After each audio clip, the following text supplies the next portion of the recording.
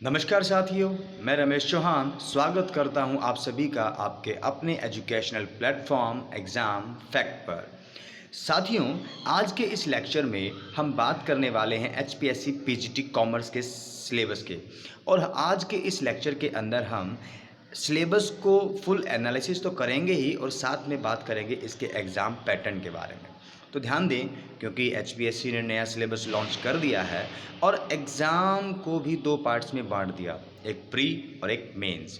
Pre में तो आपको पता ही है, ऑप्शनल क्वेश्चंस आपको देखने को मिलेंगे, ठीक है। लेकिन जो मेंस होने वाला है वहाँ पर आपको सब्जेक्टिव क्वेश्चंस देखने को मिलेंगे, मतलब आपको लिखना पड़ेगा।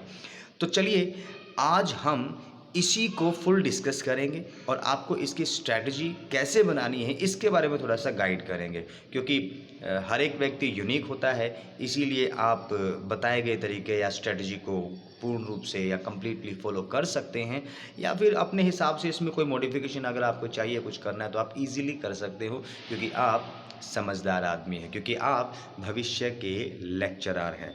तो चलिए शुरू करते हैं अपने सिलेबस का एनालिसिस। तो देखिए मित्रों, अगर हम बात करें एचबीएससी के सिलेबस के बारे में, तो यहाँ पे सबसे पहला जो हमारे पास सिस्टम आ जाता है या बात आती है वो होती है एग्ज़ाम पैटर्न को लेकर। क्योंकि अब की बार जो एचपीएससी है ना, उसने एग्ज़ाम पैटर्न को ही एक यूँ कहा जाए कि भी खूबसूरती के साथ हमारे सामने रखा है, जिससे हमारे कई साथी खासे परेशान हैं। तो बात करें यहाँ पे स्कीम ऑफ एग्ज़ाम की, यहाँ पे सबसे पहले उन्होंने बोला स्क्रीनिंग टेस्ट, जिसको मैंने प्री बोला। तो स्क्रीनिंग टेस्ट, इसमें टोटल हमारे पास 100 एमसीक्यू रहने वाले हैं। 100 यानी कि मल्टीपल चॉइस क्वेश्चन हमको मिलेंगे, लेकिन कितने 100। और 100 क्वेश्चंस में से जो भी आपका 80% है, 80% ऑफ द टोटल क्वेश्चन, वो आएगा आपका एज पर द सिलेबस। कौन सा? सब्जेक्ट का। यानी कि कॉमर्स का आपको 80% कंटेंट उसमें देखने को मिलेगा। 80% जो क्वेश्चंस आपके होंगे वो आपके कॉमर्स के सिलेबस से होंगे, जो कि किसके अंदर, एनेक्स्चर 1 के अंदर यहाँ पे अटैच किया गया है, तो जो कि इस पीडीएफ के लास्ट में आपको देखने को मिलेगा। उसके बाद बाकी का जो आपका पैटर्न है, बाकी के जो आपके 20% जो क्वेश्चन होंगे या 20 क्वेश्चन आपके यहाँ पे होंगे, वो देखिए आपके सामने है। सबसे पहले तो इन्होंने हमको बता दिया, बोले भाई एजुकेशनल साइकोलॉजी, तो मेरे ख्याल से बीएड करी होगी सभी भाई बंधुओं ने, तो उसमें यही तो पढ़ाया जाता है, पेडागॉजी। फिर आपका जो है कि भी जनरल अवेयरनेस है, तो क्योंकि आप पीजीटी हो, लेक्चरर की तैयारी कर रहे हो, तो नॉर्मली अपने आसपास की जानकारी तो आप रखते ही होगे।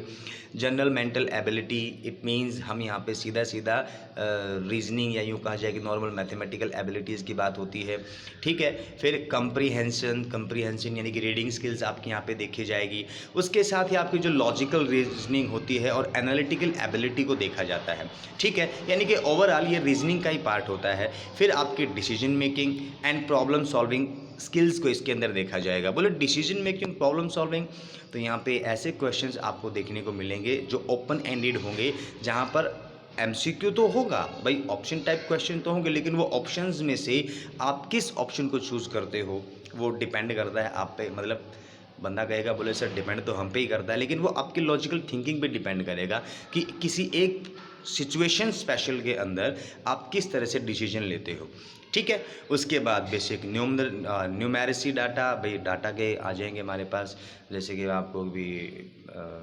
जनसंख्या का दे दे तो बताओ क्या होगा, ठीक है। ऐसे क्वेश्चन आपको देखने को मिलेंगे, उसमें से आपने इंटरप्रेट करना है कि भी हाँ क्या हमारे लिए डाटा इंटरप्रिटेशन आ जाएगा, ठीक है। और कुछ क्वेश्चंस हमारे रिलेटेड हैं history, geography, polity, economy and culture of Haryana, ये खासे इंपॉर्टेंट रहने वाले हैं।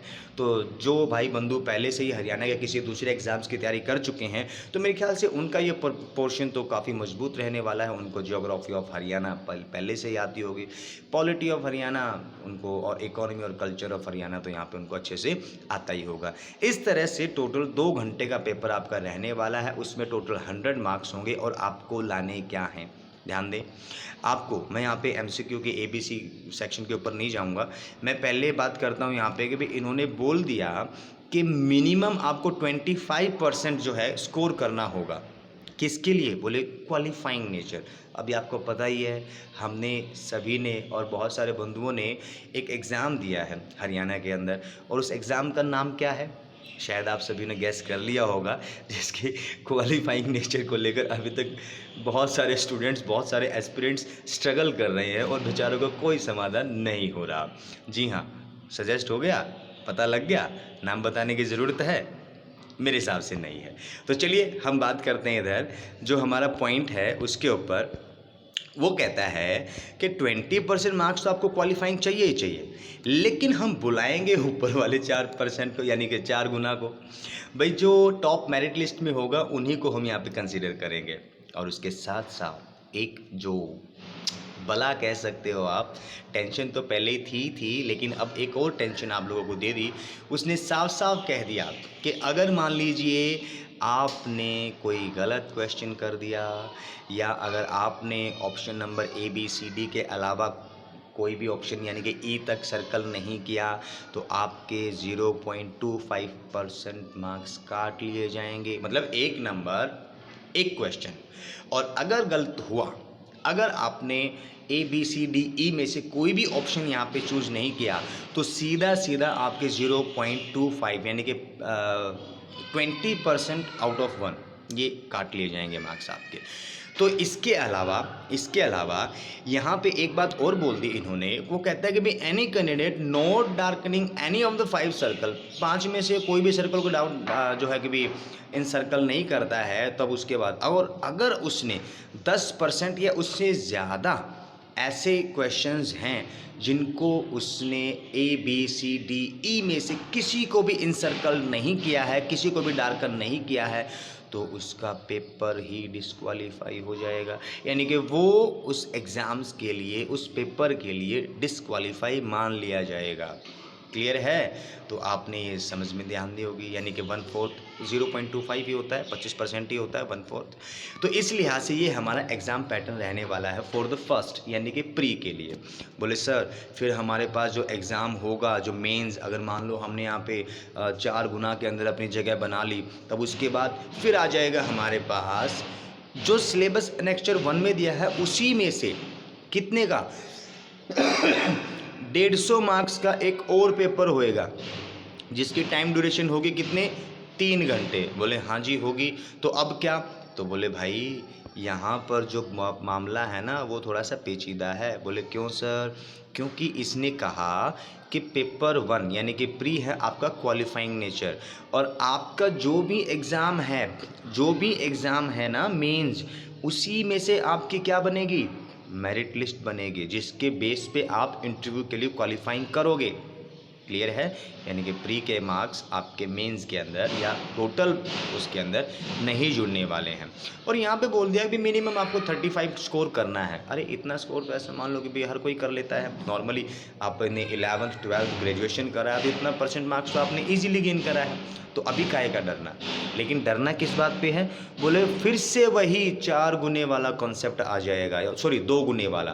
पहले वाले में 4 गुना, लेकिन इधर बुलाएंगे बोले सिर्फ 2 गुना, यानी कि ऊपर वाले 2 गुने लोगों को मेरिट लिस्ट में और नीचे वालों को टाटा बाय बाय। तो हमको क्या करना है, हमको फोकस्ड रहना है कि हमने हायर से हायर मार्क्स को यहाँ पे गेन करना है।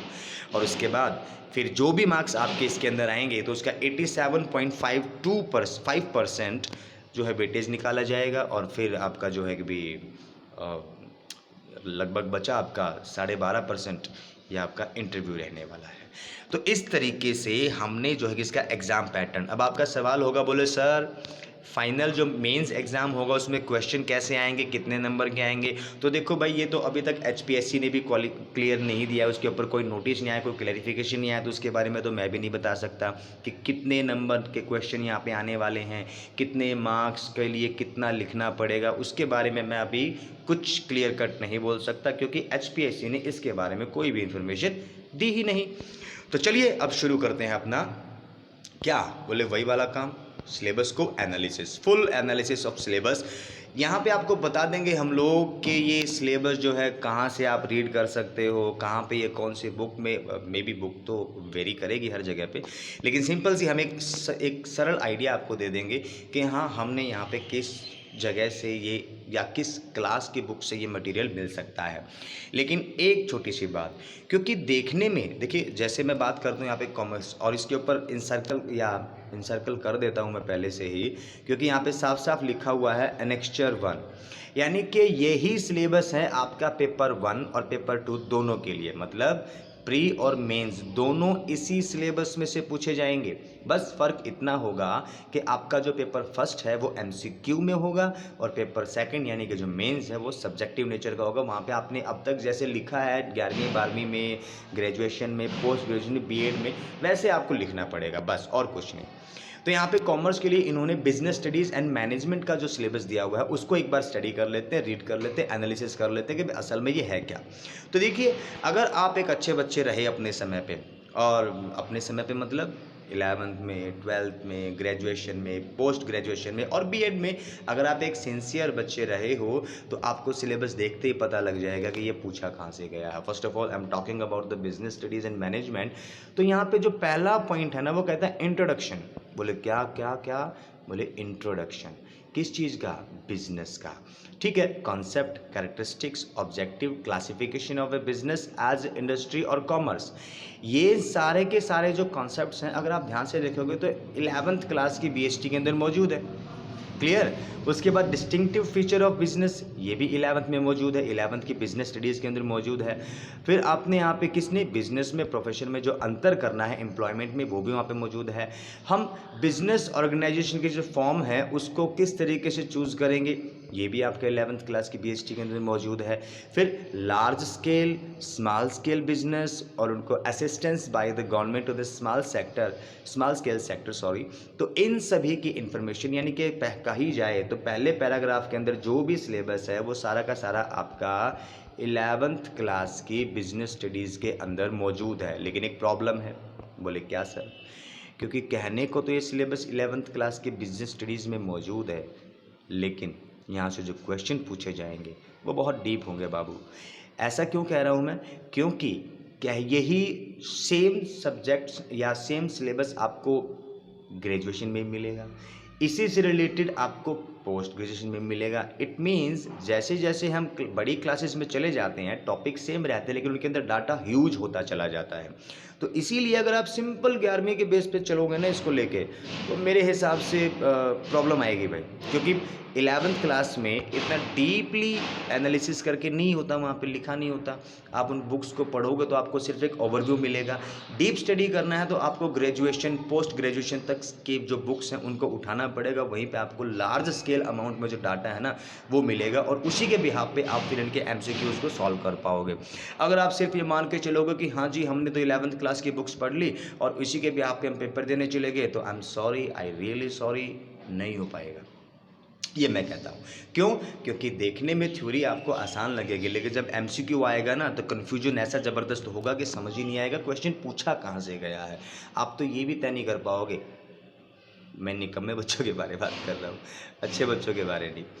ठीक है, ये ध्यान में रखना। नेक्स्ट हमारे पास जो टॉपिक है वो है form of the business organisation, यानी कि जो बिजनेस ऑर्गेनाइजेशन है ना उनके फॉर्म्स कितने प्रकार की होती है। तो यहाँ पे sole proprietor, joint in the family, partnership, joint stock company and it's formation, और उनका जो फॉर्मेशन है वो किस तरीके से, और लास्ट में आ गया कोऑपरेटिव ऑर्गेनाइजेशन। ये भी आपका कंप्लीटली 11th क्लास में से है।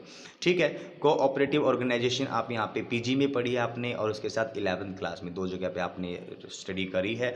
और इनके बारे में ज़्यादा डिटेल अगर आपको चाहिए तो वो पीजी के लेवल पर ही होगी, क्योंकि 11th क्लास में इनको सिर्फ और सिर्फ ऊपरी लेवल से यानी कि सरसरा बताया गया है, ज़्यादा डिटेल इनके वहाँ पे मौजूद नहीं है।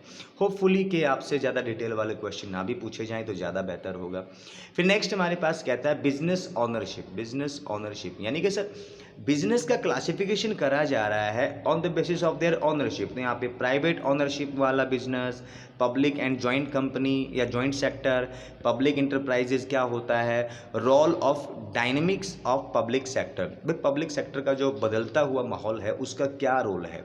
ठीक है, नेक्स्ट ग्लोबल इंटरप्राइजेज यानी कि मल्टीनेशनल कंपनीज, ठीक है, इंटरनेशनल कंपनीज जैसे कि भी हमारे यहाँ पे है, तो टाटा है तो कई देशों में एक साथ ऑपरेट हो रही है, तो वो भी एक मल्टीनेशनल कंपनी है।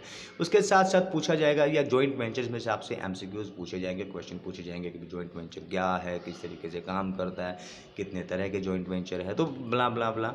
अब एमसीक्यू बनाने वाले पे डिपेंड करता है वो कैसे एमसीक्यू यहाँ से क्रिएट करेगा, ठीक है। और लास्ट जो नेक्स्ट पॉइंट हमारे पास है वो है बिजनेस सर्विसेज। बिजनेस सर्विसेज देखिए, अगर आपने ध्यान दिया हो तो जब हम 11th क्लास में बीएसटी पढ़ रहे होते हैं तो वहाँ पे एक्सलरीज टू बिजनेस होता है, ठीक है। एक्सलरीज तो देखा जाए तो बिजनेस की सभी सहायक क्रियाओं को एक स्पेशल बिजनेस सर्विस का नाम दे दिया गया। जैसे बैंकिंग है तो ये दूसरे बिजनेस को हेल्प करता है ना, उनकी फाइनेंशियल ट्रांजैक्शंस को संभालने में। उनके इंश्योरेंस कंपनी रिस्क को मेंटेन करता है, मैनेज करता है। ट्रांसपोर्टेशन तो यहाँ पे जो प्लेस की या यूँ कहा जाए कि भी प्रॉब्लम थी उसको सॉल्व करता है। वेयर हाउसिंग तो टाइम की प्रॉब्लम को सॉल्व करता है। कम्युनिकेशन ये हमारे पास आपको पता ही है कि भी कनेक्टिंग में हेल्पफुल है। अब कहता है impact of technology on business services. अब टेक्नोलॉजी ने इन सभी सेक्टर्स में किस तरीके से रेवोल्यूशन किया है ये चीज़, तो होपफुली कि भी ये सारे के सारे आपके 11th क्लास में मौजूद हैं और आप उनको वहाँ से अच्छे से रीड कर सकते हो। लेकिन डीप स्टडी करना है तो भाई आपको अलग अलग सोर्सेज का सहारा लेना पड़ेगा। नेक्स्ट हमारे पास है वो कहता है जी ट्रेड। ट्रेड कौन सा, तो यहाँ पे ट्रेड कई तरीके का, जैसे internal trade, retail and warehouse, wholesaler. उसके बाद होलसेलर आपको पता ही है ना, जो बल्क में ऑर्डर लेता है और आपको आगे रिटेलर को देता है। और रिटेलर आपको पता ही है, आपके आस पड़ोस में जो दुकानें, किराने की दुकानें, छुटपुट माल बेचने वाली दुकानें, वो किराना में यानी कि रिटेल में आती हैं, ठीक है। उसके बाद emerging modes of business franchisee. Business franchisee के जो आजकल का जो मोड चल रहा है, जो तरीका चल रहा है, उसके बारे में बात कर रहा है। ये किस तरीके से पूरी इकोनॉमी को हेल्पफुल होता है कि डिस्टर्बेंस करता है, क्या चीज़ें।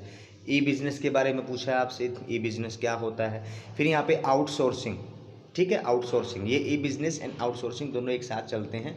ई बिज़नेस और आउटसोर्सिंग। आउटसोर्सिंग मतलब आपने जो बीपीओज़ वगैरह सुने होंगे कभी, तो बीपीओज़ आपने देखा होगा कि कंपनी खुद के बीपीओज़ या यूँ कहा जाए कि सर्विस प्रोवाइडर, या क्या बोलते हैं उसको हम, कस्टमर केयर खोलने के बजाय जो लेस इंपॉर्टेंट काम होते हैं वो बाहरी लोगों से करा लेती है, तो उनको सर्विसेज को आउटसोर्सिंग कराना कहा जाता है। नेक्स्ट है international business export import procedure. ये भी प्रॉपरली 11th क्लास में मौजूद है भाई, यहाँ पे कि इंटरनेशनल बिजनेस कैसे होता है, इंपोर्ट डॉक्यूमेंट क्या होता है, इंपोर्ट का प्रोसीजर क्या है, एक्सपोर्ट डॉक्यूमेंट क्या होते हैं और उसका क्या प्रोसीजर होता है, वो कम्प्लीटली आपको 11th क्लास में मिल जाएगा। इसके लिए आपको कहीं और धक्के खाने की ज़रूरत नहीं है। नेक्स्ट हमारे पास ईपीजेड और सेज, ये भी आपका 11th क्लास में मौजूद है। और इसके साथ साथ जब आप मैनेजमेंट की बात करते हो तो वहाँ पर पीजी के अंदर एक सब्जेक्ट वो हमारे पास ऑर्गेनाइजेशनल बिहेवियर।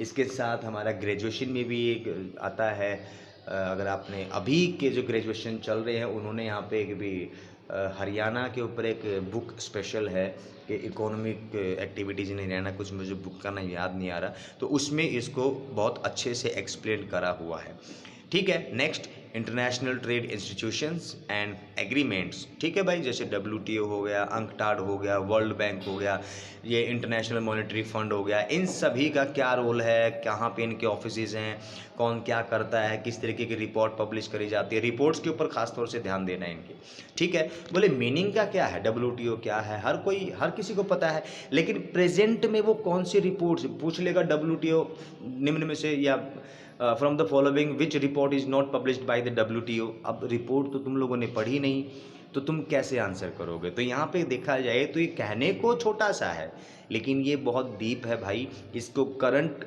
जो हमारे पास डाटा है उसके साथ मैच करके ही पढ़ना, तभी आपके लिए बेनिफिशियल होगा। सिंपली अगर एक बुक से उठा के इसको पढ़ दिया तो कुछ ज़्यादा बेनिफिशियल मेरे हिसाब से ये नहीं रहने वाला है। Next business finance. Business finance भाई ये भी तो हमारा है, तो सर जी बिजनेस फाइनेंस, तो देखो भाई ग्रेजुएशन में इसके लिए एक स्पेशल बुक है बिजनेस फाइनेंस, पीजी में भी एक अलग सब्जेक्ट है, हमें ये नहीं पता आपको वो मिला कि नहीं मिला। और मे बी 12th क्लास की बिजनेस स्टडीज़ के अंदर बिजनेस फाइनेंस का टॉपिक बहुत अच्छे से दिखाया गया है। इसके अंदर आपको 11th में भी है, सॉरी, ठीक है, लेकिन 12th क्लास की में अंदर इसके अंदर ये काफ़ी अच्छे से इसको एक्सप्लेन करा गया है भाई। इसके अंदर बताया जा रहा है कि भाई ऑनर्स एंड बोरोड फंड क्या होता है, सोर्स ऑफ राइजिंग फाइनेंस क्या होता है, कहाँ कहाँ से फाइनेंस ले सकते हैं, इक्विटी एंड प्रेफरेंस शेयर्स क्या होते हैं, जीडीआर क्या होता है, एडीआर क्या होता है, डिबेंचर्स, बॉन्ड्स और रिटेन प्रॉफिट्स, ठीक है, और पब्लिक डिपॉजिट्स। मेरे ख्याल से है ना, आपको यहाँ पे ज़्यादा धक्के खाने की ज़रूरत नहीं है। 12th क्लास की बीएसटी से आप इसको ईजिली क्या कर सकते हो, स्टडी कर सकते हो। उसके साथ साथ आपके जो credit rating and rating agencies है ना भाई साहब, ये जो टॉपिक आपको यहाँ दे दिया हुआ है ना, बस पूछो मत, क्योंकि credit rating and rating agencies, अरे भाई ये इंटरनेशनल लेवल का टॉपिक है, सिर्फ इंडियन ही नहीं, क्योंकि कितनी सारी ऑर्गेनाइजेशंस हैं, जैसे मूडीज़ हो गया, जैसे हमारा आरबीआई भी है भाई, वो भी रेटिंग करता है, और भी बहुत सारे इंटरनेशनल, डब्ल्यूटीओ है वो खुद रेटिंग करता है, डब्ल्यूएचओ है वो रेटिंग देता है। इसके अलावा क्रेडिट रेटिंग के बारे में आपका आईएमएफ है वो भी रेटिंग देता है, ठीक है। बहुत सारी ऐसी ऑर्गेनाइजेशंस हैं जो कि क्रेडिट की रेटिंग देती है, उनकी रिपोर्ट्स को आपने यहाँ पे अच्छे से समझना होगा एक जगह पे जो है कि भी ला के। नेक्स्ट हमारे पास है फिर ट्रेड क्रेडिट, बोले कि भी उधार व्यापार कुछ ऐसा है, और माइक्रो क्रेडिट की बात करता है कि भी स्मॉल ऑर्गेनाइजेशन होती हैं तो उनको माइक्रो क्रेडिट की ज़रूरत पड़ती है। तो इंडिया के अंदर है ना, इंडिया के अंदर बहुत सारी माइक्रो फाइनेंस कंपनीज हैं जो कि माइक्रो क्रेडिट का है। जैसे कि भी अगर मैं बात करूँ अपने, अगर आप समझ चुके हो तो शायद मुथूट फाइनेंस है, तो ये भी क्या करता है, माइक्रो फाइनेंस सर्विसेज है। इसके अलावा छोटे छोटे बिजनेसेस को जो लोन प्रोवाइड करने वाली ऑर्गेनाइजेशंस है तो उनको इसके अंदर कंसिडर करा जाता है। नेक्स्ट हमारे पास फिर आ गया social responsibility of the business, ethics, environmental protection. These are the totally, you का ये बहुत आसान सा टॉपिक है भाई, इसको तो आप सिंपल कर एक बार पढ़ के छोड़ दोगे, इन्वायरमेंटल प्रोटेक्शन को छोड़कर बस, ठीक है भाई। इन्वायरमेंटल प्रोटेक्शन को छोड़कर बाकी सभी को आप अगर एक बार नज़र से निकाल लोगे तो मेरे हिसाब से आपको ज़्यादा प्रॉब्लम नहीं रहने वाली है। क्यों इन्वायरमेंटल प्रोटेक्शन को क्यों छोड़ा मैंने, क्योंकि ये ख़त्म ही नहीं होता भाई, क्योंकि इसके ऊपर स्पेशल इन्वायरमेंटल प्रोटेक्शन एक्ट मौजूद है, और जहाँ पे पूरा एक्ट मौजूद है वहाँ पे हम इसको सिर्फ एक पैराग्राफ में तो नहीं पढ़ सकते ना, समझ सकते हो आप भी। तो अलग अलग बिजनेस अलग अलग तरीके से इन्वायरमेंटल प्रोटेक्शन एक्ट के अंदर आते हैं, उनके ऊपर अलग प्रोसीजर्स फॉलो करे जाते हैं। तो समझदार आदमी को इशारा ही काफ़ी है भाई, समझदार हैं आप सभी। उसके बाद फिर बात करते हैं management concepts, objectives, nature of management as a science, art and profession, levels, principles of management, general and scientific. ये सारे के सारे हमारे पास है भाई। नेक्स्ट हमारे पास है वो है बिजनेस इन्वायरमेंट। देखिए बिजनेस इन्वायरमेंट, इसका मतलब क्या है, इसके इम्पोर्टेंस, इसके डायमेंशंस, क्योंकि जो बिजनेस इन्वायरमेंट होता है ना भाई वो मल्टी डायमेंशनल होता है, यानी कि वहाँ पे सिर्फ एक फैक्टर नहीं, बिजनेस इन्वायरमेंट कई फैक्टर्स से मिलकर बना होता है। तो अलग अलग डायमेंशंस को यहाँ पे अच्छे से समझना। बोले sir what kind of dimensions, तो वो क्लास में बताएंगे ना, अभी बताने का फ़ायदा क्या है, we are discussing only the syllabus, ठीक है। बस ये चीज़ आपको बता देंगे, अगर आप पर्सनली उसको पढ़ना चाहते हो बुक्स के साथ तो आपको कहाँ मिलेगा, ठीक है। नेक्स्ट हमारे पास है वो कहते हैं कि चेंजिंग बिजनेस इन्वायरमेंट। भाई प्रेजेंट टाइम के अकॉर्डिंग जो बिजनेस इन्वायरमेंट है वो कैसे बदला, तो आपको यहाँ पे सबसे पहले रेफरेंस देगा वो एलपीजी, ठीक है, यानी कि लिबरलाइजेशन, प्राइवेटाइजेशन एंड ग्लोबलाइजेशन। ये 1991 के रिफॉर्म्स थे, मनमोहन सिंह जी के टाइम पे लाए गए थे। तो business is a futuristic view, भाई बिजनेस का जो भविष्य का बिजनेस कैसे होगा, उसका भविष्य का जो विजन है वो क्या होना चाहिए, कैसे होना चाहिए, ये सब चीज़ें आपको देखने को मिलेंगी। लेकिन हाँ ये ज़रूर है कि ये करंट का टॉपिक है, यानी कि आप पुराने समय की बुक उठा लोगे तो वहाँ पे बिजनेस के जो व्यू थे ना कुछ और थे, विजन्स थे वो कुछ और थे, और अभी के बारे में पढ़ोगे तो आजकल के बिजनेस, अरे भाई साल 2017 से पहले 16 से पहले हमारे पास 4G नहीं था, तो बिज़नेस जो थे वो जो आज के टाइम पे बिज़नेस है वो बिज़नेस पहले कभी थे ही नहीं। एजुकेशनल प्लेटफॉर्म ऑनलाइन कहाँ थे, ये आज के टाइम पे ऑनलाइन हुए हैं। तो आज के टाइम पे जो बिज़नेस का फ्यूचरिस्टिक व्यू है वो कुछ और है। कभी पुरानी बुक लेके बैठ जाओ और पढ़ लो, कभी कहीं से मिल जाए या इंटरनेट से कोई पुराना डॉक्यूमेंट आपको मिल जाए तो उसमें से शुरू कर दो, ना ना ना ना ना, टाइम वेस्ट मत करना, इसको आज के सिनेरियो में ही लेके चलना, ठीक है।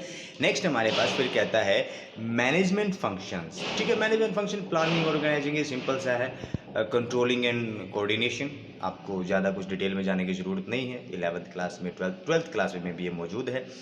नेक्स्ट हमारे पास है बिजनेस फाइनेंस। वापस फिर से बोले सर बिजनेस फाइनेंस तो आया नहीं था ऊपर, तो देखिए ध्यान से, वो बिजनेस फाइनेंस था लेकिन वहाँ पे सोर्सेज की बात करी गई थी, कहाँ से लेना है कहाँ नहीं। यहाँ पे बात कर रहा है कि बिजनेस फाइनेंस तो है, उसको लगाओगे कहाँ पे, यानी कि जो बिजनेस फाइनेंस है, फाइनेंशियल है, तो फाइनेंशियल मैनेजमेंट मतलब क्या है भाई, फाइनेंस को कैसे मैनेज करोगे, इसका मतलब, इसका स्कोप, इसका रोल और उद्देश्य। फाइनेंशियल प्लानिंग कैसे करोगे, कैपिटल स्ट्रक्चर क्या होता है, लिवरेज क्या होता है, फिक्स्ड और वर्किंग कैपिटल क्या होती है, और इनको अफेक्ट करने वाले जो फैक्टर्स हैं भाई, कौन सी ऑर्गेनाइजेशन को कितना फंड चाहिए, इसको बहुत सारे फैक्टर्स जो है इन्फ्लुएंस करते हैं, प्रभावित करते हैं। तो इनका हमको पता होना चाहिए कि कौन कौन से फैक्टर हैं जो इनको अफेक्ट करते हैं। नेक्स्ट हमारे पास फाइनेंशियल मार्केट, तो मेरे ख्याल से आपको जानने की ज़रूरत नहीं, ज़्यादा कुछ बोलने की ज़रूरत नहीं मुझे, आपको पता ही है भाई सर, हमारे पास जो भी ऑनलाइन शेयर्स की जो मार्केट होती है, मे भी उसी के बारे में बात कर रहा है ये।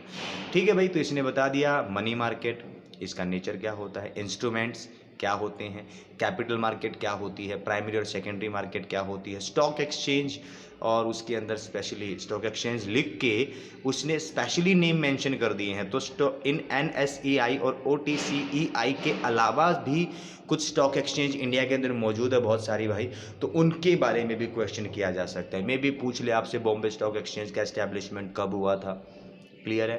तो ये चीज़, और उसके बाद प्रोसीजर्स क्या होंगे, और उसके बाद सेबी के बारे में। SEBI one of the most important topic, इसमें से तो ऐसे मान लो कि भी क्वेश्चन आना ही आना, ये डेफिनेटली होगा। हो सकता है वो आपसे ये पूछ ले कि सेबी का एस्टेब्लिशमेंट कब हुआ था, हो सकता है वो आपसे पूछ ले from the following which is not the function of सेबी, या which is the function of the सेबी, ऐसा कुछ आपसे पूछ सकता है। ठीक है, इसके बोर्ड ऑफ डायरेक्टर्स के बारे में पूछ सकता है, आपको पूछ सकता है कि भी एक स्वायत्त ऑर्गेनाइजेशन है, यानी कि भी गवर्नमेंट ऑन ऑर्गेनाइजेशन है, संगठन है, या डिपार्टमेंट है, या स्वायत्त है, भी खुद से काम करने वाला है। ठीक है, ऐसा क्वेश्चन आपसे पूछ सकता है। मेरे हिसाब से ये सबसे मज़ेदार है, और इसमें से एक क्वेश्चन आपका डेफिनेट है। ठीक है, नेक्स्ट हमारे पास है फिर ह्यूमन रिसोर्स मैनेजमेंट। तो ग्रेजुएशन में भी हमारे पास एक स्पेशल सब्जेक्ट आ जाता है, और पोस्ट ग्रेजुएशन में भी एक स्पेशल सब्जेक्ट चलता है। ठीक है, तो यहाँ पे अगर वो भी नहीं, तो आप पीजी के अंदर आपका ऑर्गेनाइजेशनल बिहेवियर है, तो वहाँ पे भी आपको ह्यूमन रिसोर्स के बारे में कुछ पढ़ने को मिल जाएगा। और आपका जो है कि 12th क्लास की बिजनेस स्टडीज़, वहाँ पे भी आपको ह्यूमन रिसोर्स के बारे में पढ़ने को मिल जाएगा। मीनिंग क्या है, इंपॉर्टेंस क्या है, मैन पावर का एस्टिमेट कैसे करेंगे, रिक्रूटमेंट और सिलेक्शन कैसे करा जाता है, ट्रेनिंग और डेवलपमेंट कैसे करी जाएगी, जो है कंपनसेशन कैसे दिया जाएगा, किसको दिया जाएगा, और परफॉर्मेंस को एवेलुएशन कैसे किया जाएगा। ठीक है, ये सारे के सारे जो हमारे पास कॉन्सेप्ट्स हैं या टॉपिक्स हैं, ये सारे के सारे ह्यूमन रिसोर्स में भी मैं यहाँ पे आपको सजेस्ट करूँगा कि आप इसको 12th क्लास की BST से ना करें, बिजनेस स्टडीज से ना करें, इसके लिए आप अपर लेवल की बुक्स को ही प्रेफर करें तो ज़्यादा बेहतर होगा।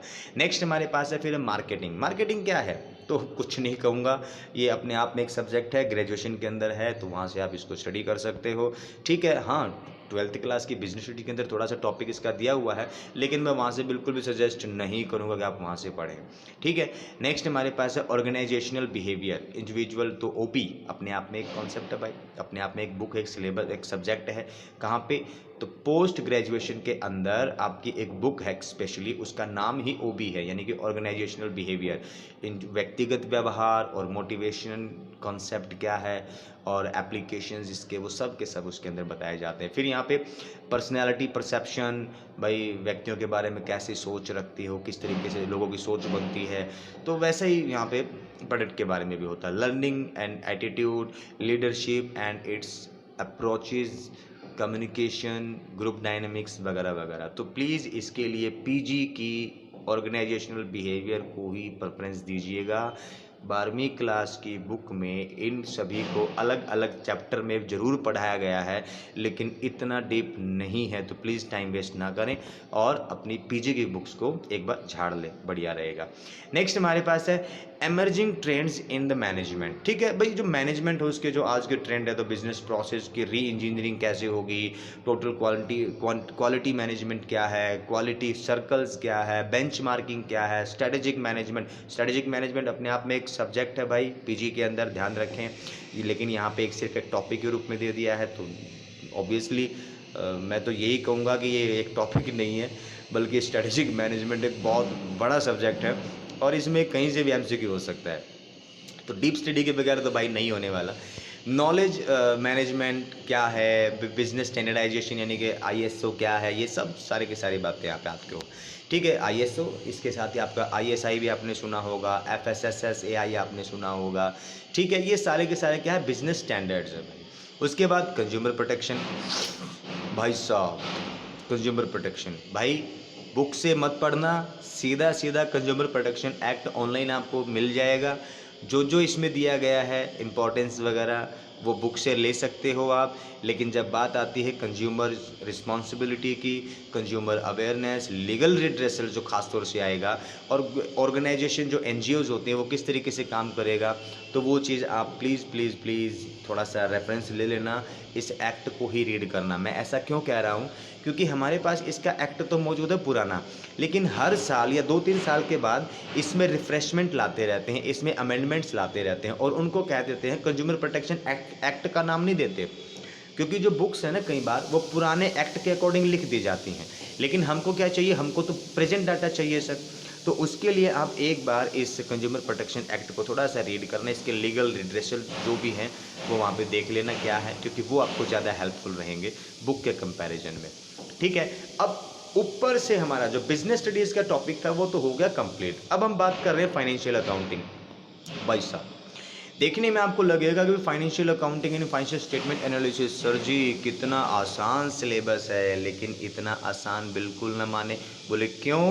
क्योंकि इस सिचुएशन में, जैसे कि मैं पहले पॉइंट की बात करता हूँ, meaning of accounting, objectives of accounting, qualitative characteristics of accounting information, accounting principles, accounting concepts, accounting standards, cash and accrual basis of accounting, ये सब का सब भाई साहब एज इट इज़ 11th की बुक में है।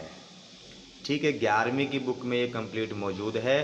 कौन सी बुक में? अकाउंटेंसी में। 11वीं की अकाउंटेंसी के अंदर ये सब मौजूद है, वहाँ से आप इसको इजीली रीड कर सकते हो। जहाँ तक बात है हमारी किसकी, बोले मीनिंग की, ऑब्जेक्टिव की, क्वालिटेटिव कैरेक्टरिस्टिक्स और अकाउंटिंग इन्फो, ये हमारे पास है, ये वहाँ से पढ़ सकते हो। लेकिन जब अब बात आती है अकाउंटिंग प्रिंसिपल्स की, तो क्योंकि अकाउंटिंग प्रिंसिपल्स हमारे पास बुक में दिए गए उनको रीड कर सकते हो, अकाउंटिंग कॉन्सेप्ट भी बुक में से रीड कर सकते हो। लेकिन अकाउंटिंग स्टैंडर्ड्स की बात है तो उसको हायर लेवल की बुक्स को लीजिएगा भाई, क्योंकि 11th और 12th की क्लास में जो बुक्स में है ना, 11th की बुक्स में स्टैंडर्ड्स को दिया गया है, वहाँ पे सिर्फ 5, 7, 10 स्टैंडर्ड्स आपको दिए गए, उनको पढ़ के आप खुश ना होइए, क्योंकि हमारे पास जो अकाउंटिंग स्टैंडर्ड्स है ना वो 32 प्लस हैं। तो 32 प्लस में से वो कुछ भी पूछ सकता है, 32 प्लस के अंदर भी बहुत सारे प्रोविजंस है, वहाँ से पूछ लेगा। तो इसीलिए ये देखने में आपको सिर्फ एक 2 वर्ड्स दिखेंगे अकाउंटिंग स्टैंडर्ड्स, ये 2 वर्ड नहीं है श्रीमान, ये पूरी बुक है। ठीक है, हाँ, अगला जो कॉन्सेप्ट है वो कैश एंड एक्रूअल बेसिस, ये आसान सा है, इसको आप इजीली रीड कर सकते हो 11th क्लास की अकाउंटेंसी से। नेक्स्ट हमारे पास प्रोसीजर ऑफ अकाउंटिंग, तो कम्प्लीटली 11वीं क्लास की बुक के अंदर मौजूद है भाई। इसमें जो भी आपका अकाउंटिंग प्रोसेस क्या है, वाउचर क्या होता है, ट्रांजैक्शन क्या होता है, अकाउंटिंग इक्वेशन क्या है, rules of debit and credit वगैरह वगैरह वगैरह, और लास्ट में BRS बैंक रिकन्सिलिएशन स्टेटमेंट्स, ये सब के सब हमारे पास कहाँ हैं, 11th की बुक में। लेकिन एक बार ग्रेजुएशन की बुक पक्का देख लेना, क्योंकि 11th में लिमिटेड अमाउंट में डाटा है और ग्रेजुएशन के अंदर थोड़ा सा डाटा बढ़ रहा है, तो उसमें से देखे बगैर प्लीज़ अपने आप को सेटिस्फाइड फील मत करना, क्योंकि लिखना भी तो पड़ेगा ना बॉस। अभी तो MCQ की बात कर रहे हो, लिखना भी तो पड़ेगा। तो लिखने के लिए मैं साथ के साथ ये चीज़ें बोल रहा हूँ कि जब आप लिखने के लिए जब डाटा चाहिए तो वो कहाँ से उठाना है, तो वहाँ पे आप प्रेफरेंस करना आपकी ग्रेजुएशन या पोस्ट ग्रेजुएशन में जो टॉपिक्स आप दिए हुए हैं उनमें से ही इनको लिखिए, क्योंकि वहाँ पे लैंग्वेज कहीं ज़्यादा सूटेबल होती है कम्पिटिटिव एग्जाम्स को लेकर। नेक्स्ट हमारे पास है accounting for depreciation, 11th class में मौजूद है भाई, लेकिन वहाँ पे सिर्फ 2 को डिस्कस करा गया है। आपसे इससे अलग भी पूछा जा सकता है। Next provisions and reserves, bill of exchange, bill of exchange तो आप 11वीं से कंप्लीट कर सकते हो, क्योंकि इसमें नया कुछ नहीं होता। NPO, इसको तो भाई आप ग्रेजुएशन से ही करना। बोले क्यों? क्योंकि करंट सिनेरियो में 11वीं क्लास की बुक में से, सॉरी 12वीं क्लास की बुक में से इस सिलेबस को हटा दिया गया है, यानी कि NPO अब 12वीं क्लास के बच्चों की बुक्स में आपको नहीं देखने को मिलेगी। सिलेबस में से हटा दिया भाई, CBSE ने भी हटा दिया, तो HBSE ने भी हटा दिया। ठीक है, और बाकी स्टेट जो हमारे क्या नाम है उसका, बोर्ड्स हैं, तो वो भी इनको फॉलो करेंगे जल्दी जल्दी। Next, partnership firm 12th class से आप पढ़ सकते हो, ज़्यादा कुछ नहीं मिलेगा, लेकिन हाँ मैं प्रेफरेंस को देता हूँ ग्रेजुएशन की बुक्स को, क्योंकि 12th क्लास के अंदर सिलेबस है ना लिमिटेड कर दिया जाता है हमेशा, क्योंकि छोटे बच्चे होते हैं, ज़्यादा मेंटल एबिलिटी नहीं होती, वो ज़्यादा डाटा को एनालिसिस नहीं कर सकते। लेकिन ग्रेजुएशन में जाने के बाद आप देखोगे ना, पार्टनरशिप के अंदर ऐसे ऐसे पॉइंट्स आपको मिलेंगे जो कि कम्पिटिटिव एग्जाम्स के अंदर डेफिनेटली पूछे जाते हैं। तो ध्यान रखें, पार्टनरशिप, एनपीओ आप जो करना चाहते हो तो भाई ये आपने करना है कहाँ से, और ये इनकम्प्लीट रिकॉर्ड्स भी, कंसाइनमेंट और ये जॉइंट वेंचर, ये सब के सब आपने करना है ग्रेजुएशन से, ठीक है। 12th क्लास वाली बुक को तो हाथ भी मत लगाना। हाँ, ओवरव्यू के लिए, छोटे स्टार्टिंग के लिए अगर आप करना चाहते हो तो आप कर सकते हो, लेकिन ज़्यादा डिटेल और ज़्यादा डाटा तो आपको ग्रेजुएशन में ही मिलेगा, इस बात का ध्यान रखें। हाँ, पीजी में आपको ये देखने को नहीं मिलेंगे भाई, ठीक है, ग्रेजुएशन में ही पढ़ने को मिलते हैं, ये ध्यान में रखें। Next, accounting of joint stock companies, तो भाई ये कम्प्लीटली आप जो भी यहाँ पे दिया हुआ है, शेयर कैपिटल क्या है, अकाउंटिंग ऑफ इशू क्या है, अलॉटमेंट ऑफ फॉरफीचर क्या है, री इशू क्या है, डिबेंचर के टाइप क्या है, ठीक है। उसके बाद इशू के जो मेथड्स हैं, रिडम्पशन के जो मेथड्स हैं, final accounts of sole proprietor, joint stock company, emerging trends of presentation of final accounts, और अकाउंटिंग फॉर लिक्विडेशन थोड़ा सा 12वीं में है, लेकिन ज़्यादातर ग्रेजुएशन में है। तो प्रेफरेंस ग्रेजुएशन को देना, किसको देना प्रेफरेंस, ग्रेजुएशन को। 12वीं वाले को ज़्यादा इंपॉर्टेंस मत देना, कभी बाद में बोलो कि सर आपने हमको बताया था वहाँ से करना, तो हमने वहाँ से किया तो हम तो फेल हो गए, मुझे गालियाँ मत निकालना। ज़्यादातर फोकस आपने अपना ग्रेजुएशन पे ही करके रखना है भाई। फाइनेंशियल स्टेटमेंट एनालिसिस, तो ये आपका जैसे कि भी इसका मीनिंग क्या है, significance, limitation, tools for financial statement analysis, ये आपका 12वीं में मौजूद है और ग्रेजुएशन में भी, ठीक है, दोनों जगह पे मौजूद है। जैसे आप फाइनेंशियल स्टेटमेंट्स, हमारे पास है ना एक कम्प्लीटली बुक है फाइनेंशियल स्टेटमेंट्स के नाम से, तो वहाँ पे आपको ये सारे के सारे मिल जाएंगे। 12वीं में भी है, लेकिन 12वीं में इनको है ना ज़्यादा डिटेल में नहीं दिया गया, तो थोड़ा सा प्रॉब्लम वहाँ पे हो सकती है, क्योंकि एमसीक्यू उठाने उन्होंने तो यार एमसीक्यू उठाने हैं और डाटा उनको चाहिए, तो एमसीक्यू कहाँ से उठेगा, जहाँ से उनको ह्यूज अमाउंट में डाटा मिलेगा, और वो कहाँ है, ग्रेजुएशन में। तो थोड़ा सा फोकस्ड हुई है ग्रेजुएशन की बुक्स की तरफ, ठीक है। फिर कहता है funds flow statement, cash flow statement, meaning क्या है, ऑब्जेक्टिव क्या है, preparation as per the revise schedule या स्टैंडर्ड्स इशूड बाय आईसीएआई, तो रिवाइज स्टैंडर्ड्स क्या हैं इसके, उसके बारे में किस तरीके से काम करना, वो सब ग्रेजुएशन में जाइए। कॉस्ट अकाउंटिंग, भाई ये तो कंप्लीट सब्जेक्ट ही है भाई, ये सब का सब आपका ग्रेजुएशन में आपको मिलने वाला है। मार्जिनल कॉस्टिंग क्या है, cost volume profit relationship, cost control and reduction techniques, और फिर लास्ट में कंप्यूटर, तो ये 11th क्लास में मौजूद है भाई, ये आप वहाँ से कर सकते हो। 11th क्लास के अलावा ये आपको कहीं पे नहीं मिलेगा, ठीक है, ध्यान में रख लेना। MIS रिपोर्टिंग क्या है, डाटा एक्सचेंज, तो 11th क्लास के अंदर अकाउंटेंसी में मौजूद है। और लास्ट, सेकंड लास्ट हमारे पास अकाउंटिंग एंड डाटाबेस, ये भी 11th क्लास में मौजूद है और सफिशिएंट है मेरे हिसाब से, ठीक है। नेक्स्ट हमारे पास है इन्फ्लेशन अकाउंटिंग, टोटली छोड़ दो यार 12वीं की बुक्स को, अब सीधा सीधा चले जाओ कहाँ पे, ग्रेजुएशन और पोस्ट ग्रेजुएशन में, क्योंकि इन्फ्लेशन अकाउंटिंग ग्रेजुएशन में भी है और पोस्ट ग्रेजुएशन में भी है, ठीक है भाई। ग्रेजुएशन में ये एक चैप्टर के नाम से आता है, और पोस्ट ग्रेजुएशन में आप इसके एक सेपरेट जो है कि भी 3-4 चैप्टर्स के अंदर देख सकते हैं अकाउंटिंग में, जब मैनेजरियल अकाउंटिंग की बात करी जाती है तो वहाँ पे। और अकाउंटिंग फॉर ह्यूमन रिसोर्स, ये भी हमारे पास, मैनेजमेंट अकाउंटिंग जब आप पढ़ते हो ना, तो वहाँ पे सारे टॉपिक्स आपको क्लियर कट मिल जाएंगे। तो इसके साथ ही हमने सिलेबस का जो कंप्लीट एनालिसिस है वो आपको बता दिया है भाई, कौन सा टॉपिक किस बुक में आपको मिल सकता है। मेरे हिसाब से इतना आपके लिए डाटा सफिशिएंट है, क्योंकि मेरे कुछ काबिल मित्रों को तो ये प्रॉब्लम रही होगी कि मैंने ये टॉपिक कहाँ से उठाना है कहाँ से नहीं, तो मैं सीधा सीधा आपको क्लियर कट बोल दिया हूँ कि आपने इन टॉपिक्स को असल में रीड कहाँ से करना है।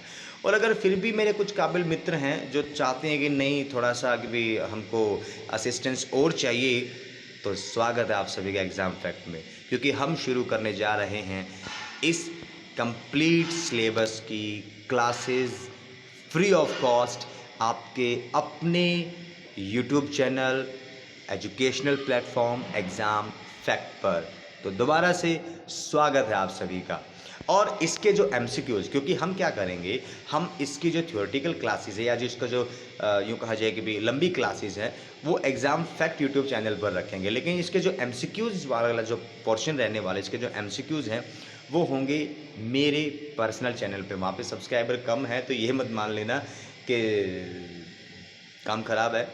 बस इतना है कि भी काम करे काफ़ी दिन हो गए थे उस चैनल के ऊपर, तो मैं एमसीक्यूज़ वहाँ पे अपलोड करूँगा और आपको जो थ्योरी की क्लासेस हैं जो रेगुलर बेसिस पे, वो आपको एग्ज़ाम फैक्ट पे मिलती रहेंगी। तो इसी के साथ मित्रों, धन्यवाद।